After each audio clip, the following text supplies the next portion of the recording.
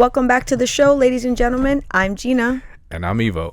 Happy Friday. Happy Friday. We are upon Memorial Day weekend.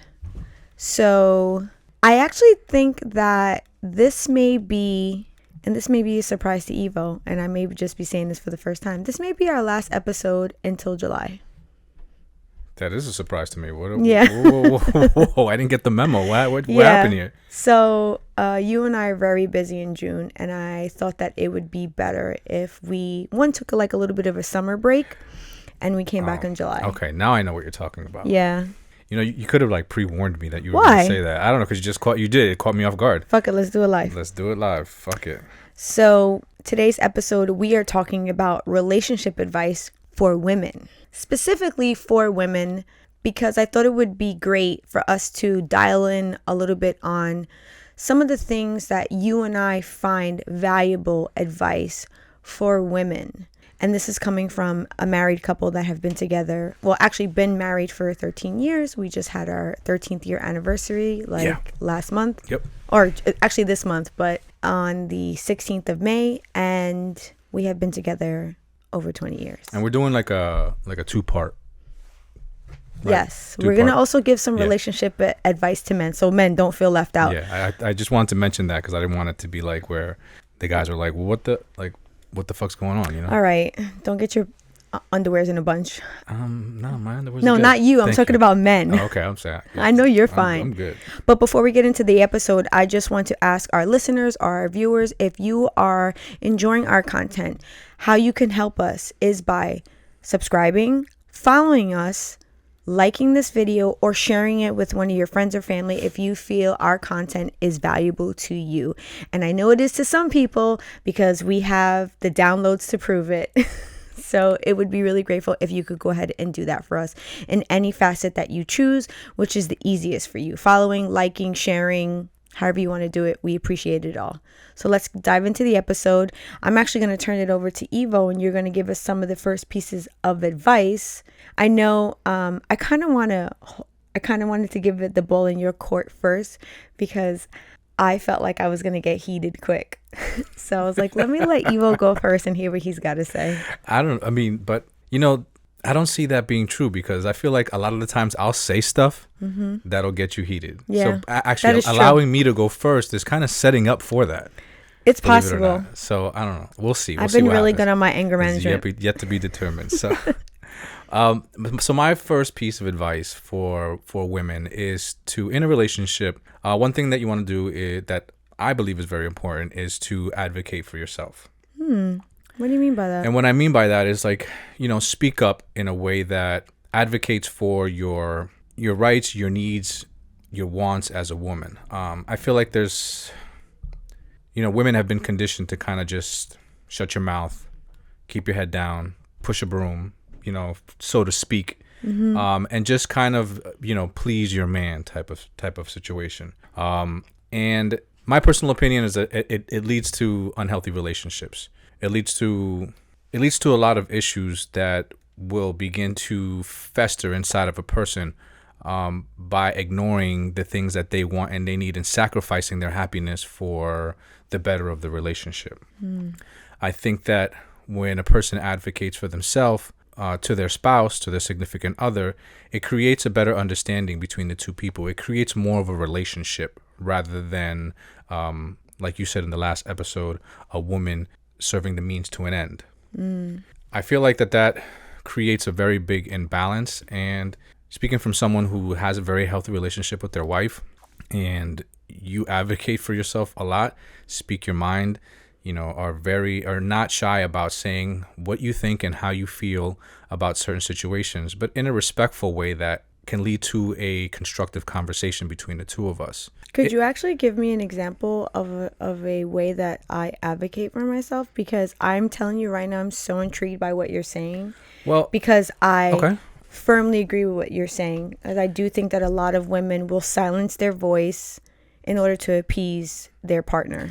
Yeah. I mean, one of the biggest things that you did in our relationship was to voice how it was that you wanted to be spoken to when in a relationship.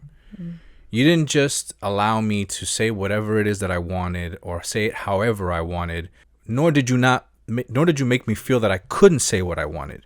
You just wanted to make sure that when we spoke, it was in a way that was respectful and constructive, which it wasn't at the beginning. I wore a lot of my emotions on my sleeve. I'll admit it. And you saw that.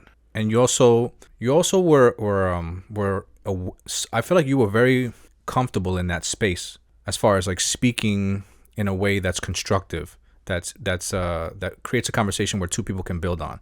And you wanted to have that with me, so you kind of took the lead in that situation and really spoke how you felt, so that I can get a better understanding on how it was to properly communicate with you. Yeah. And if it wasn't for you advocating for yourself, we would never have grown in that department as a couple. And I can only imagine how many situations that are like that, where a woman is almost scared to say something. She's been conditioned to bite her tongue. She's been conditioned to keep quiet.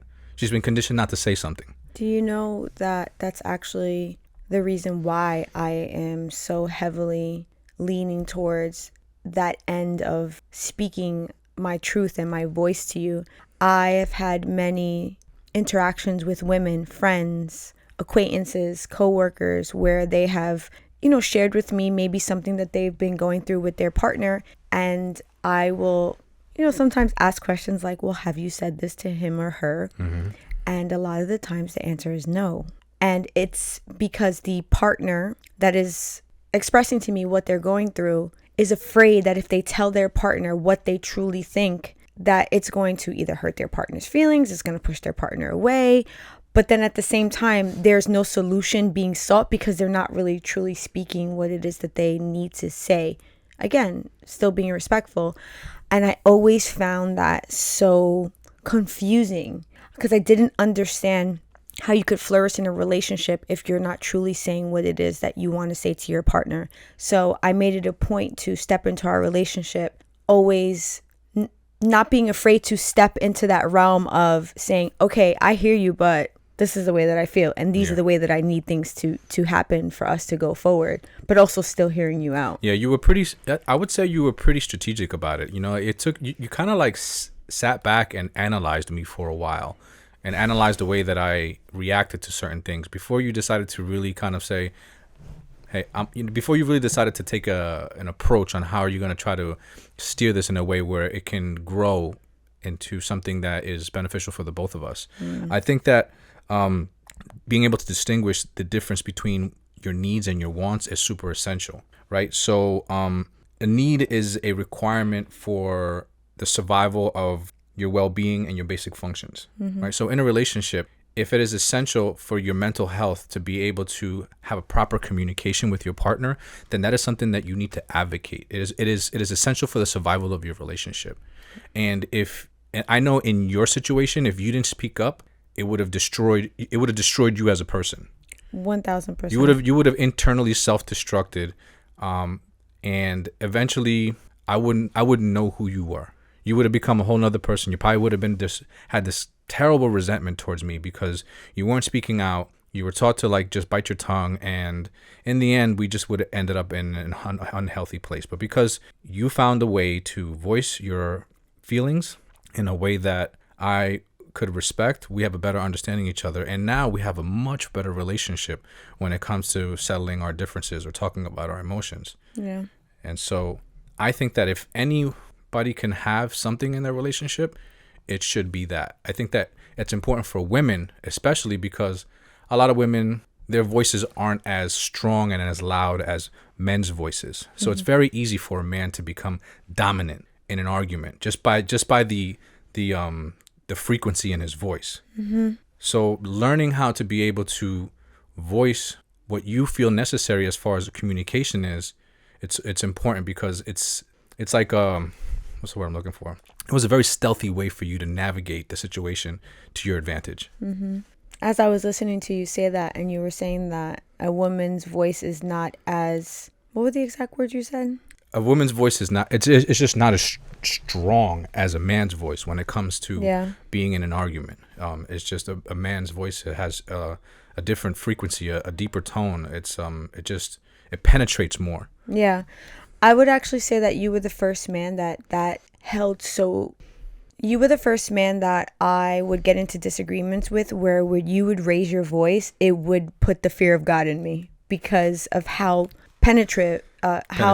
how penetrating your voice was Yeah. to like my soul. So I knew that I had to figure out ways. And it wasn't even that you were, and when I say raise your voice, I just mean your octave would, go higher because maybe we were having a conversation that was intense. Maybe we were having a disagreement that was intense. It just felt like your voice cut right through me. And then there were moments in our relationship where I felt that it was diminishing my voice. So I had to figure out ways how to still be able to say what I needed to say and you hear me. Yeah. And that is not an easy task. It does take some real observation on your partner to see what is the best way.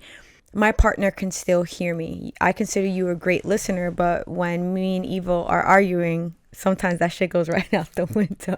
It can. It definitely can go out the window. It took a long time, a lot of trial and error, a lot of, me having to like self-reflect and come to the realization that probably wasn't the best way to handle that discussion, and reflecting back on it and seeing how collective you were and how calm you were in your thoughts and all that stuff. For a moment, I would realize how that conversation would have went if I just would have had your energy. What were some of the things that I would have actually said if I would have been able to be in your state of mind?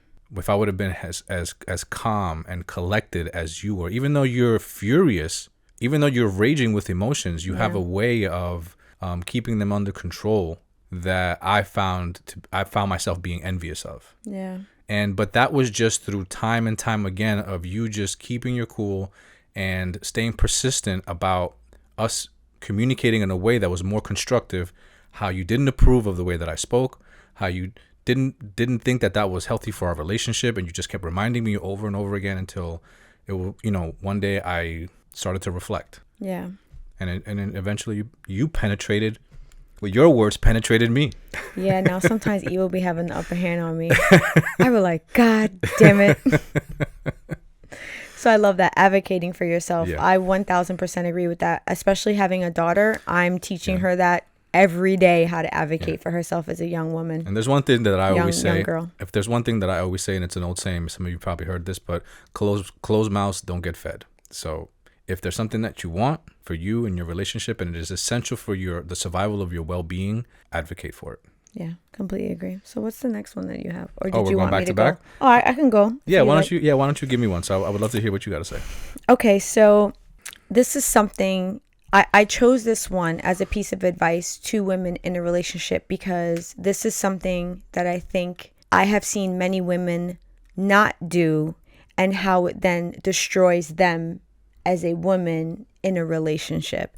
And it's how to be independent in a relationship. I have seen a lot of women that step into a relationship and develop some form of codependency with their partner, and then they start to neglect their own needs. Mm-hmm. And I am a huge advocate of doing your own shit. And I say this because I know that prior to Evo and I's relationship, there were many things that I enjoyed doing by myself, with my friends, or with my family that I didn't necessarily need you to be part of. And I was totally okay doing them without you. And I enjoyed those things by myself. Once you and I got together, I didn't stop doing those things without you. I think about, I'm trying to think I've thought about many women that I have seen do this. And then what tends to happen is it goes a little bit further than them being codependent on their partner and them neglecting their own needs. Something else happens. They almost take on their partner's life, and they move the same way that their partner moves. And it then slowly takes away from their individuality.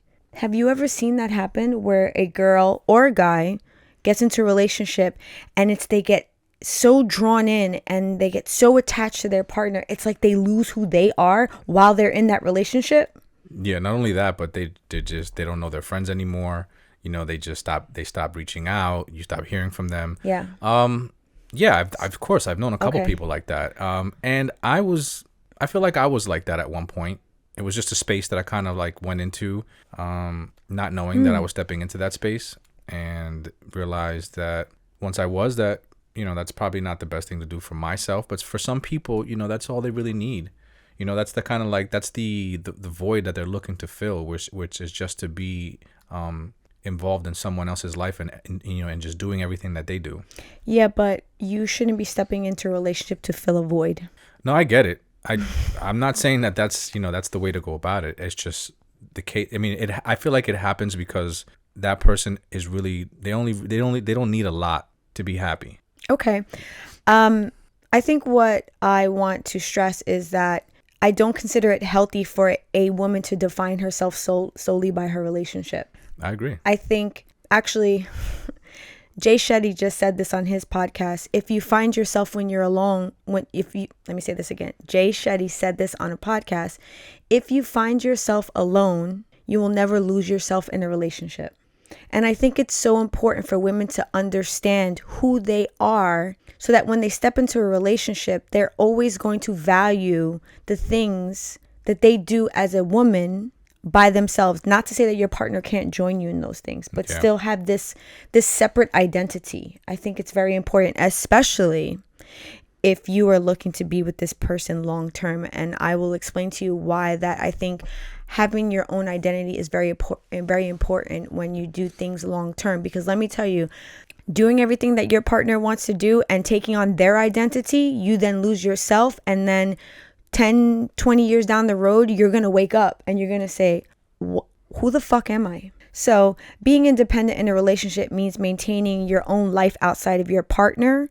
Independence can take many forms, like enjoying alone time, pursuing new hobbies, spending time with friends or family, and setting healthy boundaries. So one of the first things that I want to stress that I think is essential in being independent in a relationship is making self-care a priority. So self-care comes in many different forms. However you choose to care for yourself, whether it be exercise, meditating, eating healthy foods, reading, however you choose to care for yourself, make sure that those things are still happening for you in a relationship separate from your partner. Again, not to say that your partner can't join you sometimes in these things, but you know that I'm very big on this. I love to do reading by myself. I love to do meditating by myself, even though I'm not great at it. I would think that meditating with someone would be quite hard, but I enjoy my alone time because I value that inner talk with myself that I don't need to have with another person. I love you, but that doesn't mean that I don't love myself and my time with myself. So that's one way that I think a woman can really seek her independence. The second one I think is know your values. So what you did before entering your relationship, and that might be, again, spending time with friends or family. Identifying your core values helps you and your partner understand what gives you a sense of meaning and purpose. So just as you said prior, you've known people to step into relationships and they forget who their friends are. They forget the fun things that they did. They stop, going over family's house. But these were things that they valued prior to their relationship. So what if you're like a hermit before you go into a relationship? Then still give yourself time to be a hermit. It's about the things that you value. So what are your identifying your core values as a person, right? So I know that for you and I, these things have changed over time, right? The things that you and I have valued have shifted. So when Evo and I first started dating, I was in a car club. I truly valued my car club. I truly valued the time I spent with them, the time working on my car, the time, spent going to car shows. Yo, no lie, she used to even work on my car. Yeah. So this is real talk. I really used to value that. Yeah. But when you and I got together, did I stop doing that? No, it wasn't until something happened that kind of changed the trajectory of your life. Yeah. But like I said, things have shifted over time, but I didn't stop taking time to do things for me that I valued. There were times that you joined me. Mm-hmm. I brought you into the car club world with me on certain occasions, but I always made it a point to still do that for myself because I enjoyed doing it. I enjoyed that separate time. Yeah. And then the last one is set boundaries. So you and your partner need to respect each other's boundaries so that you can find a balance that makes you both feel satisfied. And why I say that this is important about being independent when you set a boundary. So I'm going to give you an example of a boundary that I have in our relationship that you are very aware of, and you don't step over that boundary, and in turn you support me in that boundary. So one of my boundaries is I like to sleep. Oh yeah. And I don't like my do you like to sleep? I like to sleep, and I don't like my sleep disturbed. Yeah. That is a boundary for me. So, it's important for me. And this is part of also, it ties into my self-care. I believe on getting a full 8 hours of sleep, if not more. 9 hours sometimes is lovely. So on my days off, whether it be from our hustle and bustle of the everyday life with our family to work, I don't like my sleep to be disturbed. You know that about me. I have set that boundary. I have told you that it is important to me. So how you support me in that is on the days that you know that I'm looking to maybe get that extra sleep, Evo gets up. I'm gone. He's gone. He is maintaining things in the house, and he will do what I love, which is go and get bagels or something like that and make breakfast and situate everything that needs to be situated. And then when I choose to get my Cinderella ass up, it's taken care of. But this is a boundary that I have. And I'm using that example because I know like that's a small one, but yeah. No, but I totally understand what you're saying, and not for nothing, right? Sometimes Eva also falls victim to my sleep. Well, yeah, that happens every now and then. But I guess what the point I'm trying to make is that even though you set that boundary, that setting that boundary doesn't necessarily have to be a bad thing as to where you're like, creating this barrier between you and the person that you're with. Because in our situation, when you set that boundary, it all of a sudden became an opportunity for me to like go about and do the things that I need to do or that I want to do when I want my own time, right? Because it just turns out for our relationship, when you're awake and we're in the same space, we do a lot of things together. Yeah. We communicate a lot. We tend to engage in a lot of different activities as to whether we need to go places or speak about things. So it's not the time for us to be taking personal time because we just have so many things that we do together. So when you want to do your sleep time, I'm like, this is perfect. My sleep time. Yeah, because then I'll get up and I'll go about and I'll start doing the things that I need to do for my personal space, and so then I don't have to take that time, throughout the day or when you're awake, and it doesn't become a conflict. Yeah, you're like Evil's like multitasking somewhat. Yeah, he's like, oh, this is an opportunity for me to just go. I mean, I tried to look at it as a positive, right? Because at the beginning, it is a positive. Well, at the beginning, it was more like, damn, you know what I'm saying? Because like there's a lot of reasons why I would love to wake you up, right? And we're just gonna leave that at that.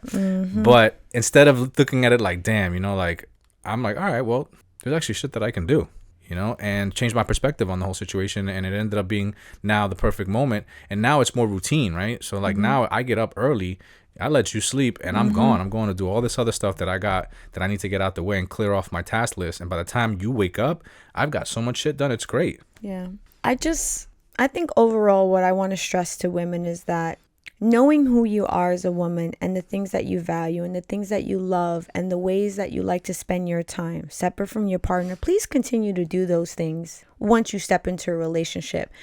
Long term, your partner is really going to find that so intriguing about you as their partner. There's been so many times that Evo has seen me do things that are very separate from him that I don't include him in, but he finds it so, I guess you could almost say the word is cute, So like, another Like for yeah. Can you give me an example? Okay. So another way that I think you could also be independent is like within your hobbies or trying new hobbies, right? So when it comes to hobbies, I have them, right? And I love them, but they have shifted over the years. So the example that I want to give is comics. Okay. This is very separate from Evo. Yeah, it is. You will enjoy this with me from time to time, but I love reading comics.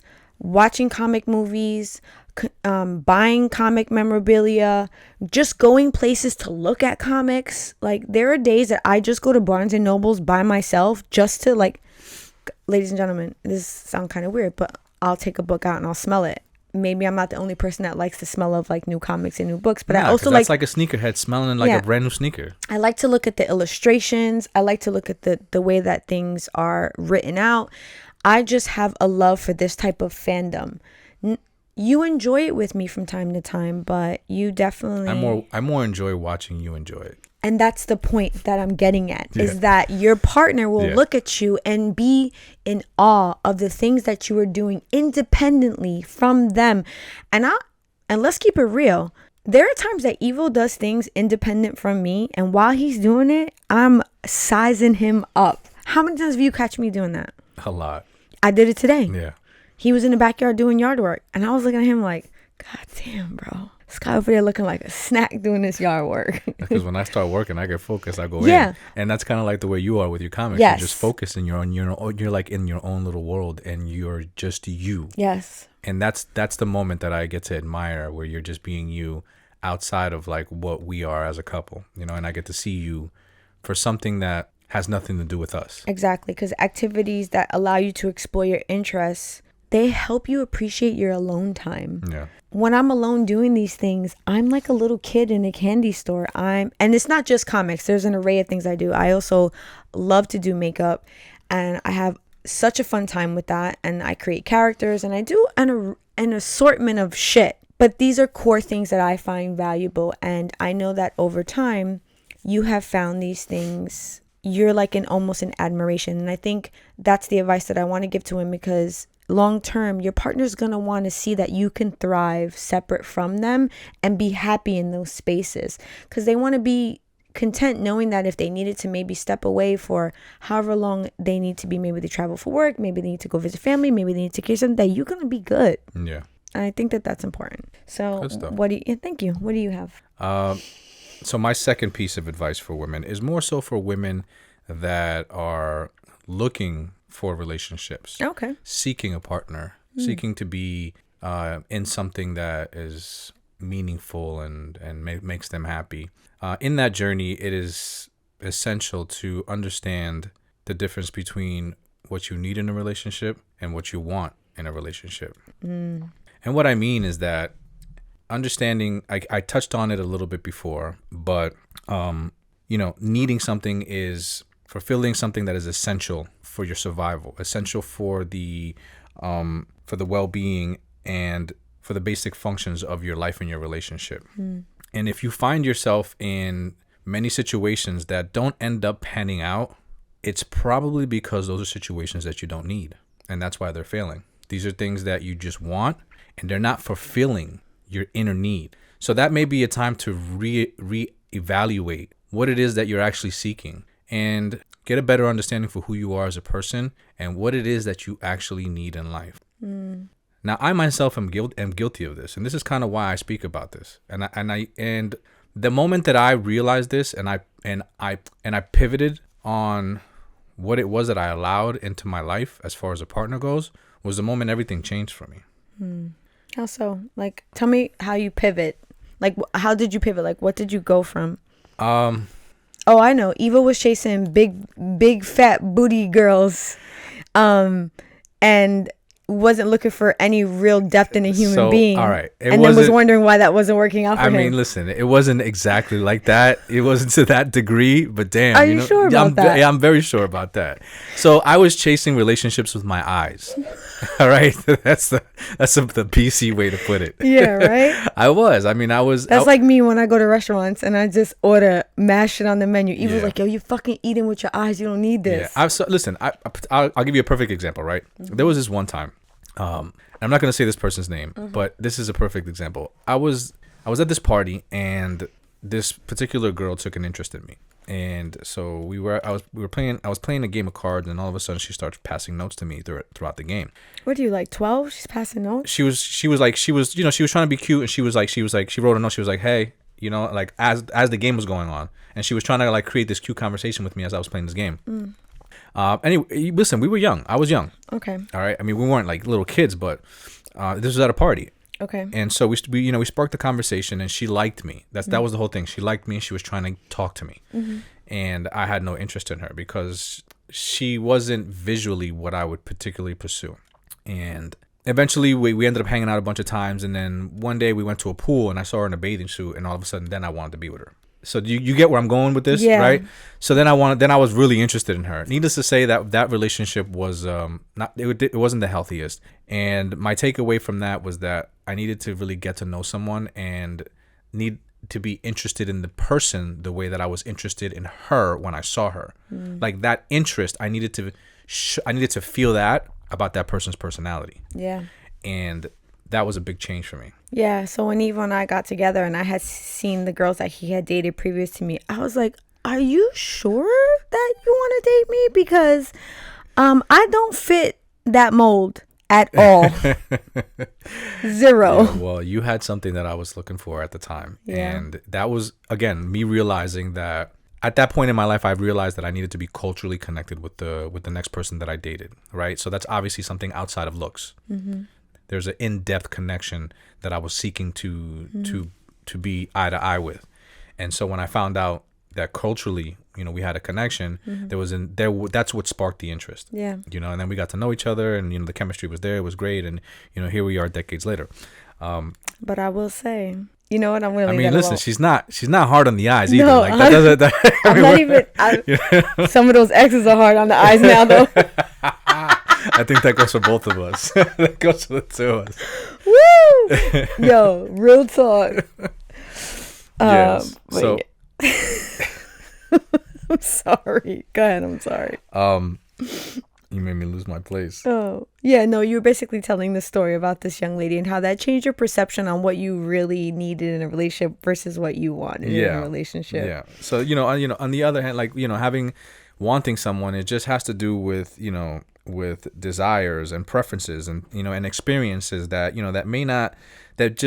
all they do is enhance your quality of life. Yeah. Right. So if you're in a situation where you can honestly say to yourself, have an honest conversation and realize that you're chasing quality of life. You're looking for experiences that just enhance your everyday life, then you may be in a situation where you're pursuing things that you want, thinking that that's what you need. Yeah.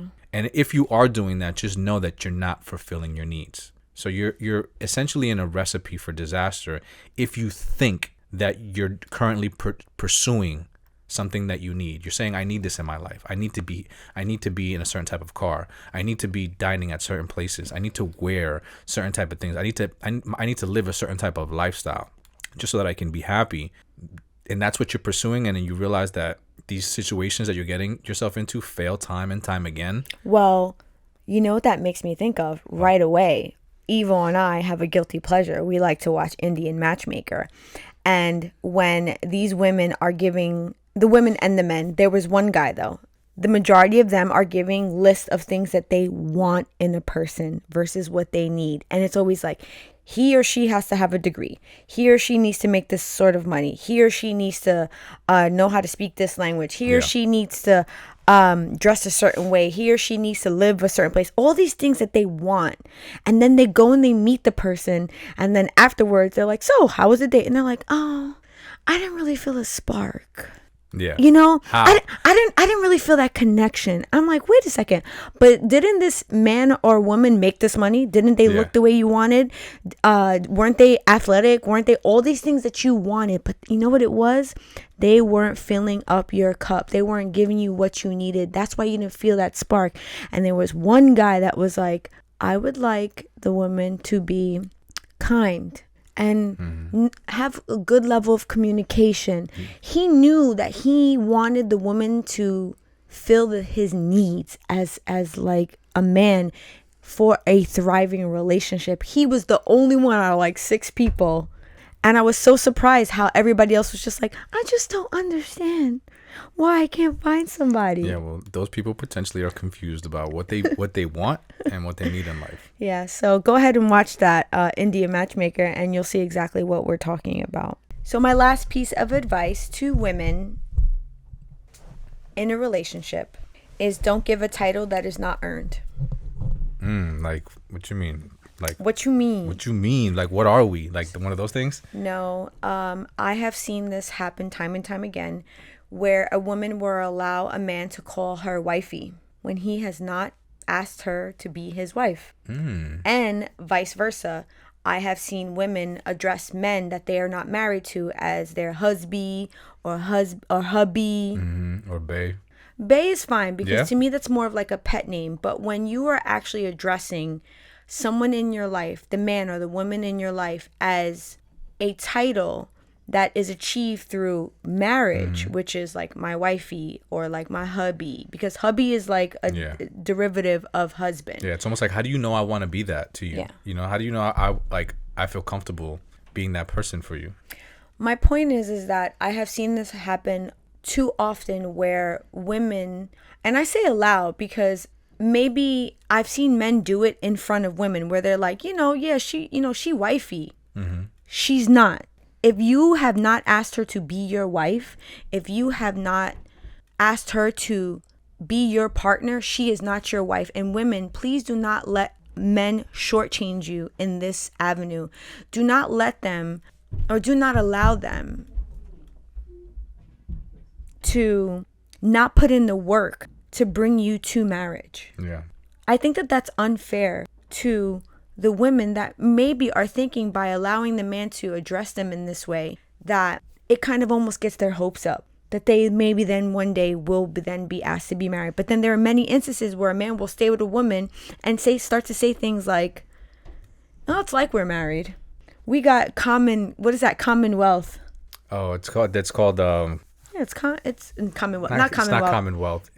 It's common law. Common law, yeah. Common law, We're common law. Yeah. I don't want to be nobody's common law. I don't want to be nobody's wifey. Either I'm your wife or I'm not.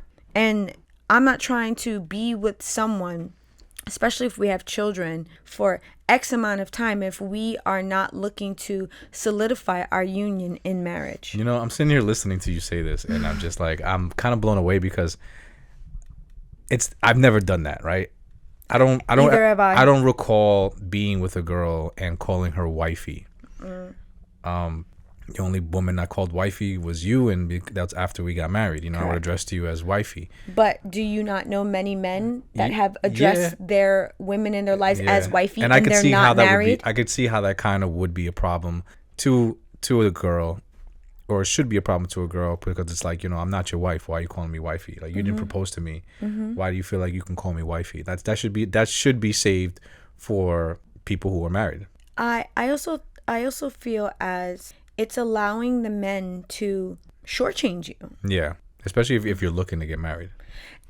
Even if you haven't really spoken about it, maybe that then should be a conversation. Just don't address me as such.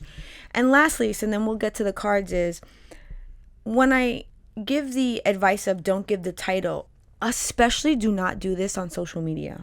Do not address this person as the partner in your life, as your wife, your husband, your wifey, or your hubby if they have not put in the work. Because I can't tell you how many times I have seen women do this, and then the next 6 months down the road, their entire Instagram is deleted and that man no longer exists in their life, that they were allowing this man to call them wifey, or that they were calling this man their hubby, and now this person is a ghost. Because husbands... Now he's ghosty. Husbands that are really invested in a relationship just don't walk away.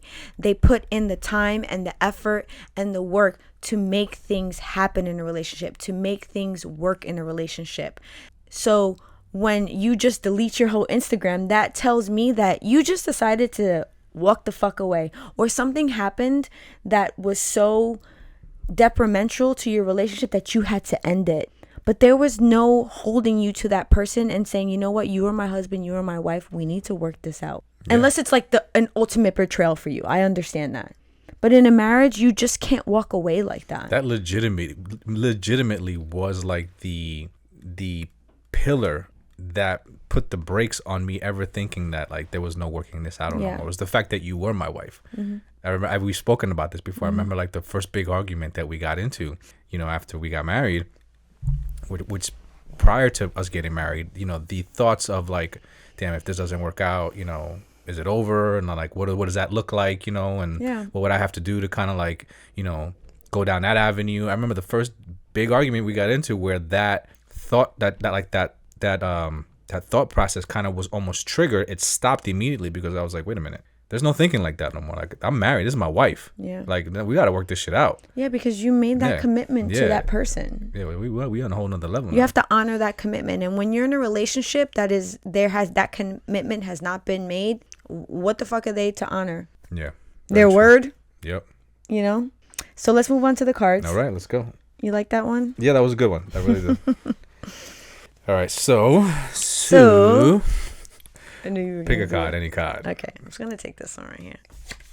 I'm gonna go with. God. I'm with this orange. What is orange again? I forget what the colors are. It doesn't matter. Just pick it. Let's go. Right. Are you gonna go first, or I'm gonna go first? I went first last week. Okay, so you go first this week. I feel the least loved when you. You feel the least loved when I don't give in to what you want me to do. You always say that I don't love you when I don't co-sign your bullshit. Like today when I asked Evo to go get a sweet treat with me, he was like, "All right." Yeah, and if I wouldn't have done it, she'd be like, "You don't love me." So you were right about that. Meanwhile, I'm like, women be independent. Yeah, sure. No, but truly though. All right. This is interesting. Okay. How do you describe me to other people? I call you the mayor. I tell everybody that my husband is the mayor, that everybody loves him. He talks to everybody, and he's the nicest person ever. Cause that's how when people meet you, and then they see me later, they're like, God, your husband is so nice. I'm like a neighborly type of guy. He's such a nice guy. I was on the phone with my best friend the other day, and I could hear you in the backyard talking to our neighbor. I was like, here this motherfucker go again. I'm that guy that'll like see you struggling outside your house or something, and I'll come out and help you if you're my neighbor. If we live in the same neighborhood and we know each other, I'm coming to help you. Evil out there kissing babies, shaking hands and kissing babies. Yeah, that's how I describe you. You're the mayor. That's you like that? Yeah, I like that. That's good. All right, so that brings us to the end of the episode. So here on Spark Talk Fridays, where we are creating conversations about life. Until next week, ladies and gentlemen, or next month. Yeah. Peace out. Peace out.